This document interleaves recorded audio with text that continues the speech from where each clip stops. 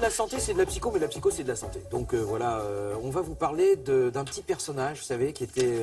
alors, ce petit personnage, il s'appelait Calimero, et il apparaissait tout ça. C'était le petit poussin noir au milieu de la famille jaune, et il disait « c'est trop injuste ». Eh bien, figurez-vous que ce personnage a donné lieu à un syndrome très sérieux de gens qui sont grognons, qui se plaignent, qui sont pas contents, et qui disent toujours « c'est de la faute des autres ». Et ce syndrome, c'est le syndrome Calimero. Bah oui, c'est un psychanalyste qui a inventé en fait ce syndrome, Saverio Tomasella, qui signe là justement cet ouvrage, le syndrome de Calimero, consacré aux gens qui se plaignent tout le temps et qui attendent de leur entourage une attention constante, une attention soutenue.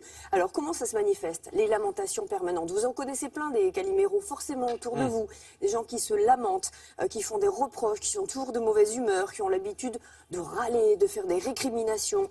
Et puis surtout, c'est jamais de leur faute, hein, c'est ça hein, qui est important. C'est jamais de leur faute, c'est-à-dire que la responsabilité est toujours ailleurs. Ouais. C'est un pessimisme de fond, des interprétations aussi, des interprétations toujours négatives et une insatisfaction permanente. Alors, est-ce que c'est invalidant? Parce que c'est ça la question quand même. Eh bien, c'est invalidant à la fois pour la personne qui en souffre, mais aussi pour l'entourage. Ces gens-là ne savent plus, en fait, comment exister différemment.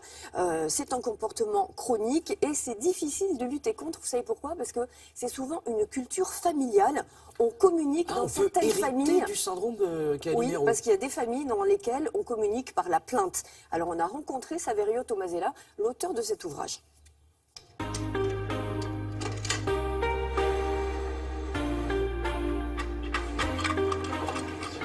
a bouffé la monnaie.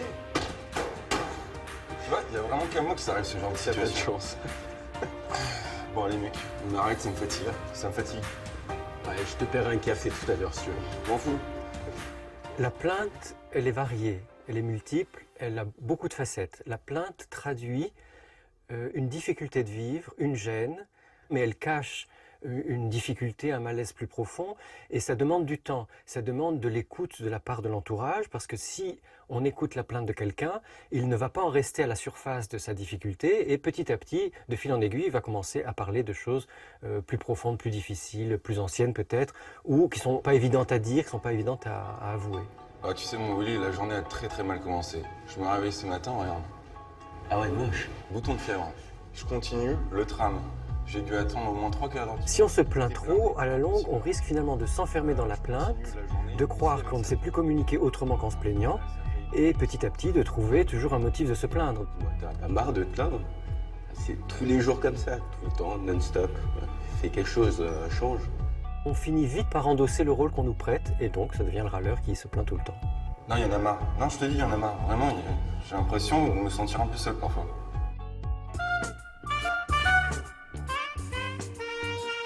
Ce qui se passe si on tait la plainte, si on la garde pour soi, c'est finalement pas mieux que si on se plaint trop. Il y a ces deux extrêmes à éviter parce que si on ne se plaint pas, on rentre les choses en soi et finalement ce qui nous fait souffrir n'est pas exprimé et va finir par s'exprimer d'une autre façon, notamment par le corps. On a mal au ventre, on a mal au dos, on a mal à la tête et on peut même développer certaines formes de maladies, de la tension, une mauvaise digestion, etc. Là, tout marche pas. Tu veux un coup de main? Non, c'est bon. T'es sûr? Ah oui. De toute façon, on a besoin, pas forcément de se plaindre, mais d'exprimer ce qui ne va pas, de le dire de façon nette et claire pour que la personne l'entende. Et une fois que c'est exprimé, on en est libéré. On n'a pas besoin de recommencer à se plaindre pour se faire entendre, mais au moins ça a été dit.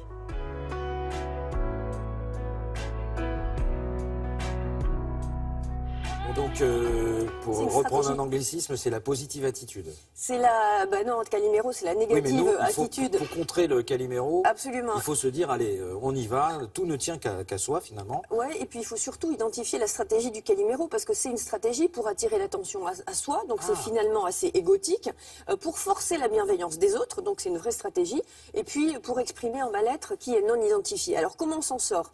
On ne confond pas la déception, l'insatisfaction et l'injustice. Ce sont deux choses complètement différentes. On passe à une autre forme de communication, d'abord en exprimant ses blessures réelles par rapport aux injustices passées. Et quelles transformations sont nécessaires? Il y en a plusieurs. On n'attend plus que le bonheur vienne des autres, parce que le bonheur, il vient de soi. Donc on prend en main sa vie, sa destinée, moteur un petit peu, moteur, et on arrête de se plaindre, on arrête de subir. On accepte d'arrêter de faire pression sur les autres par le biais de la plainte, parce que c'est une façon de faire pression. Et dans les situations où la souffrance est réelle, eh bien une thérapie est nécessaire pour se libérer des souffrances. Très bien, merci docteur. Alors là,